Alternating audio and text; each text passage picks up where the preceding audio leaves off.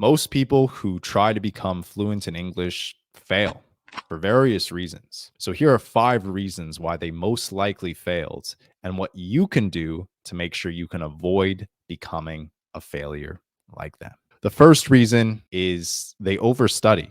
It's actually contrary to popular belief. There is such a thing as studying too much. And what do I mean by this? Of course, it's good to study English and understand the figure of speech in English and understand commonly used grammatical rules in English. However, if you study and you study and you study and you study, but you rarely apply your skills, you rarely exercise your English skills, speaking, listening, reading, and writing in the real world, then all that studying is never, ever going to translate to your speaking. I'd recommend that if you're a beginner, you absolutely should study the basic grammatical rules of the English language, and you should know the basics really well. You should also know the most commonly used words in the English language. When you're at the intermediate level, I think you need to spend a lot more time exercising and practicing speaking and listening as much as possible in real life, which will make speaking a little bit easier in conversational settings. And then if you're at the advanced level, you need to speak, you need to write, you need to read, you need to listen.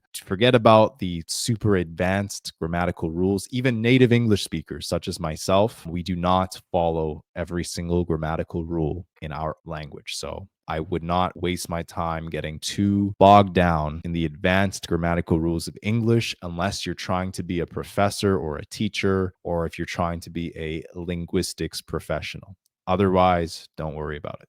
The second reason why people fail is because they have unrealistic expectations. Unfortunately, out there on the internet, there's a lot of stuff that's floating around that might say you can become fluent in English in 3 months or 2 months or 1 month or 1 week or 3 days or 24 hours. It's not true. If it sounds too good to be true, it's probably because it is too good to be true. So do not fall into the trap of having unrealistic expectations. Do not be naive and think that if I just work hard enough in this 1 week, I'm going to be able to speak fluently. No, no, no, no, no, no, no, no, no, no. It's a process. It definitely takes time. There are so many small nuances to learning and speaking the English language that you cannot learn in an extremely short period of time. It definitely is a process. It's like learning how to walk as an infant child. It's like learning how to shoot a basketball for the very first time, learning how to kick a soccer ball well for the very first time, learning how to play an instrument for the very first time. If I were to put a guitar in your hands right now, do you think you'd be able to play a good song? Do you think you'd be able to play in a smooth manner? You probably wouldn't. It takes time. It takes practice. A common question would be, what is a realistic timeline to become fluent in the English language? It does depend how much time you put into it. So for an example, I've seen somebody who spent about 8 to 10 hours every single day for 30 days in a row, and he was a little bit conversational. He could have basic conversations in the English language after spending about 8 to 10 hours for 30 days in a row. Now, most of you guys listening probably do not have 10 hours per a day to intensely practice the English language. But if you take that into account, he spent about 300 hours to become somewhat conversational in English, to give you some perspective. 300 hours of intense work,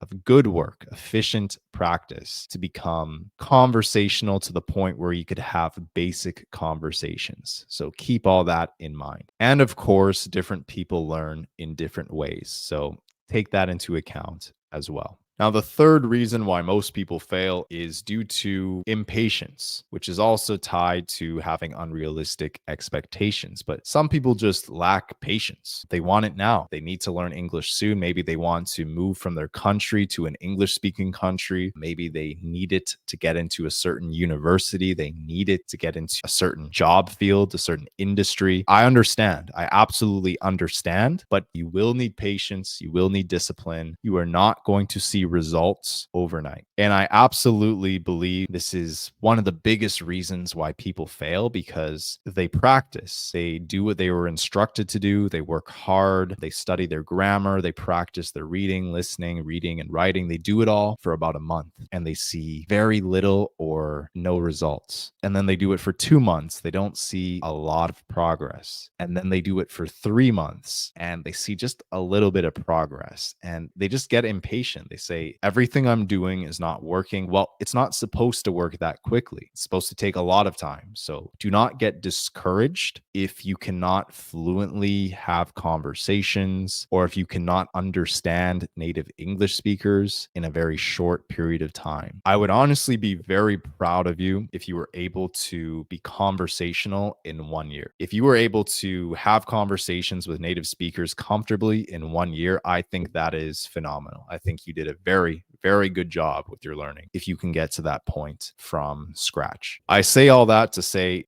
be patient. The fourth reason why people fail is because they refuse to invest time or money. If you invest your time and you invest your money, you can learn English or any language very quickly, like the person I just spoke about who learned it in 30 days, but he spent 10 hours per day just to get to the point where he could become a little bit conversational and have basic conversations. If you invest your time and your money at a very high level, it will reduce the amount of time that it takes you to learn the English language. If you don't have any money or if you don't want to invest any money into learning, then you're going to have to spend a lot of time doing things that are a little bit less efficient. If you have a lot of money and you're willing to invest your money, but you do not have a lot of time because you're very busy, then I would recommend you use the money to find very efficient ways to learn English through applications and personal qualified English language tutors. I would say the best way to invest your time is to simply just spend a ton of time listening and consuming and observing how native English speakers communicate, written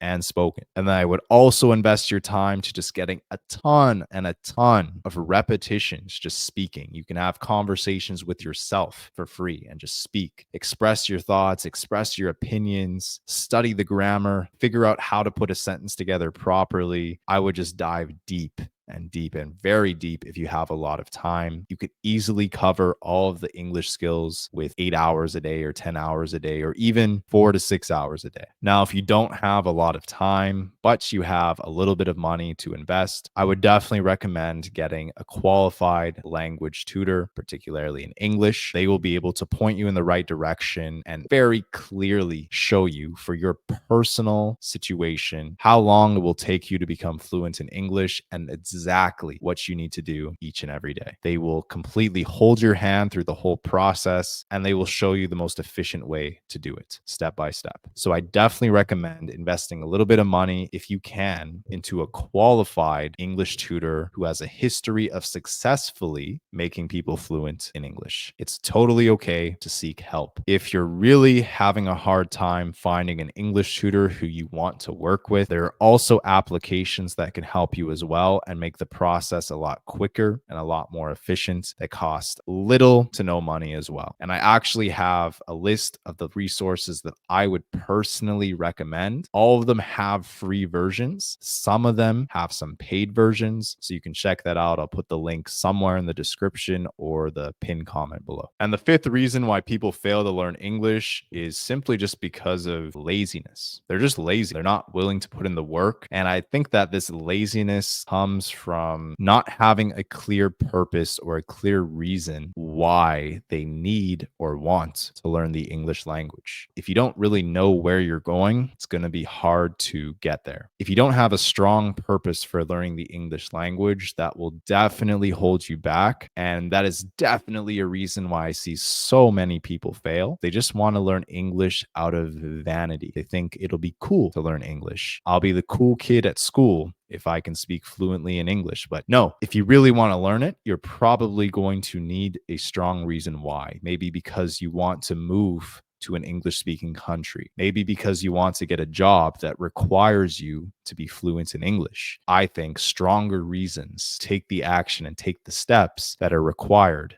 to become fluent in English. So, to recap, the 5 reasons why people fail to learn English are because of overstudying, unrealistic expectations, impatience, refusing to invest time and or money, and laziness. Okay, so make sure you avoid those 5 things. If you follow one of those 5 things, it may be one of the biggest reasons why you are failing to become fluent in the English language. That's all for today. I have a free English fluency guide. It'll show you how to become fluent in English step by step from the beginning to the end. I'll leave it in the pinned comment down below. It's my gift to you, and I'll see you in the next one.